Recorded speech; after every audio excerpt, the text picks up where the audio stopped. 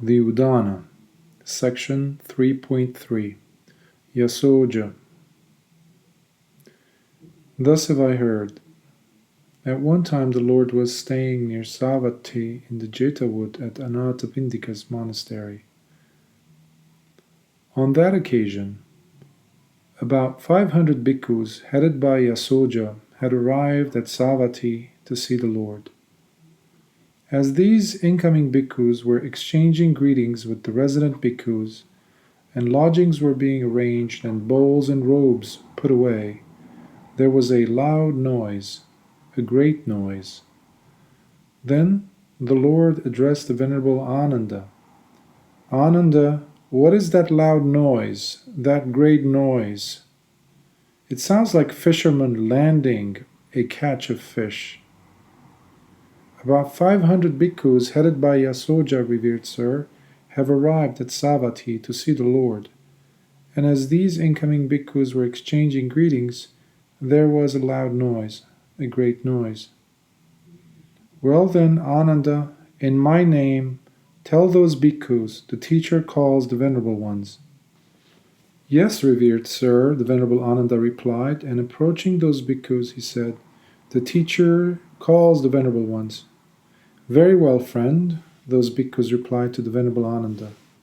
And approaching the Lord, they prostrated themselves and sat to one side. The Lord then said to those bhikkhus, Bhikkhus, why was there that loud noise, that great noise, which sounded like fishermen landing a catch of fish? The Venerable Yasoja replied, These 500 bhikkhus, revered sir, have arrived at Savatthi to see the Lord. As these incoming bhikkhus were exchanging greetings, there was a loud noise, a great noise. Go away, bhikkhus. I dismiss you.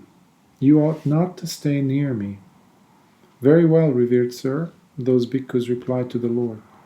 Then, rising from their seats, they prostrated themselves before the Lord, keeping their right side toward him.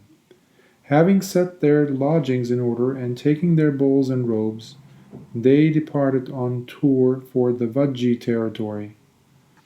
Walking on tour by stages among the Vajjis, they approached the river Vaggumuda, and beside the river Vaggumuda they constructed leaf huts and commenced the rain's retreat. Then the Venerable Yasoja addressed those bhikkhus who were commencing the rain's retreat. Friends, the Lord dismissed us out of compassion, wishing our good, wishing to benefit us, being compassionate. Come, friends, let us so abide that the Lord will be pleased with our way of living. Very well, friend, those bhikkhus replied to the Venerable Yasoja.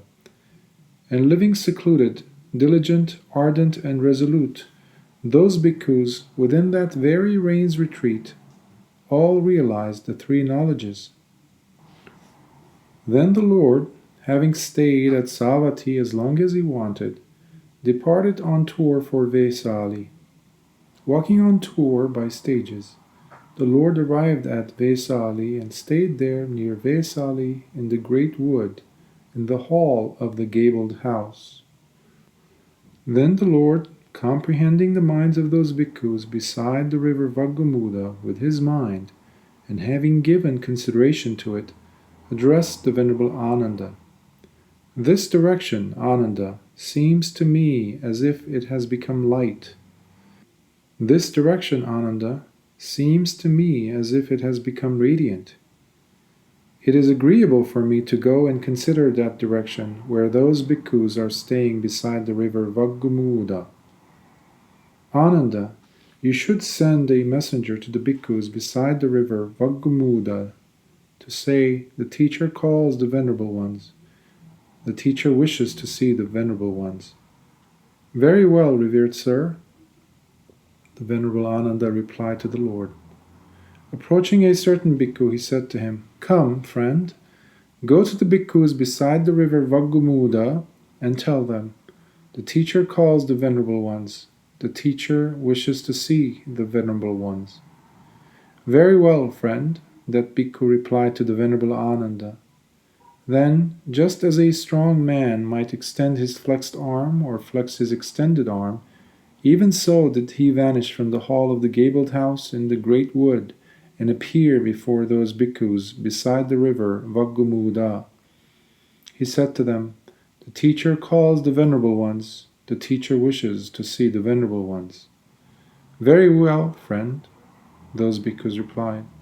Then, having set their lodgings in order and taking their bowls and robes, just as a strong man might extend his flexed arm, even so did they vanish from beside the river Vaggumuda and appear before the Lord in the great wood in the hall of the gabled house.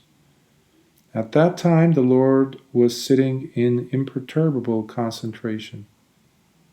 Then those bhikkhus thought, "In what state is the Lord now abiding?" Then those bhikkhus thought, "The Lord is abiding in the state of imperturbability." And they too all sat in imperturbable concentration. Then, when the night was far advanced and the first watch had ended, the Venerable Ananda arose from his seat, arranged his robe over one shoulder, raised his folded hands and said to the Lord, "The night is far advanced, revered sir. The first watch has ended and the incoming bhikkhus have been sitting for a long time. Revered sir, let the Lord greet the incoming bhikkhus." When this was said, the Lord remained silent.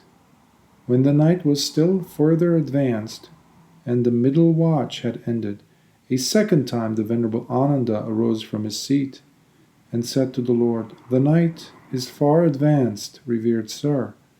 The middle watch has ended, and the incoming bhikkhus have been sitting for a long time. Revered sir, let the Lord greet the incoming bhikkhus." For a second time the Lord remained silent. When the night was yet further advanced, and the last watch had ended, when dawn was approaching and the night was drawing to a close, a third time the Venerable Ananda arose from his seat and said to the Lord, "The night is far advanced, revered sir. The last watch has ended. Dawn is approaching and the night is drawing to a close. The incoming bhikkhus have been sitting for a long time, revered sir. Let the Lord greet the incoming bhikkhus." Then the Lord emerged from that concentration and addressed the Venerable Ananda. "If you knew, Ananda, you would not speak in such a way. These 500 bhikkhus and I, Ananda, have all been sitting in imperturbable concentration." Then, on realizing its significance, the Lord uttered on that occasion this inspired utterance: "Who has mastered the thorn of sensual desire, abuse, punishment, imprisonment, that bhikkhu stands steady as a mountain, desireless, not perturbed by pleasures and pains.